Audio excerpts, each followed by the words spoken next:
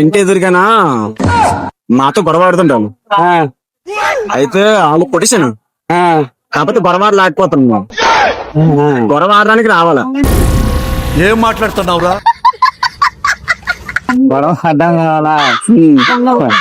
అదే పని ముందు ఇచ్చేస్తున్నా. గొడవ ఆడడానికి రావాలా? గొడవ ఆడడానికి రావాలా? యాసలు చేస్తాను బానా. యాసలు చేస్తుందా? గొడవ పడవ తొగలేరండి. కాకపోతే గొడవ ఆడడానికి రాలేదు నాకు. అరే తుప్పా గొడవ ఆడడానికి రావాలా?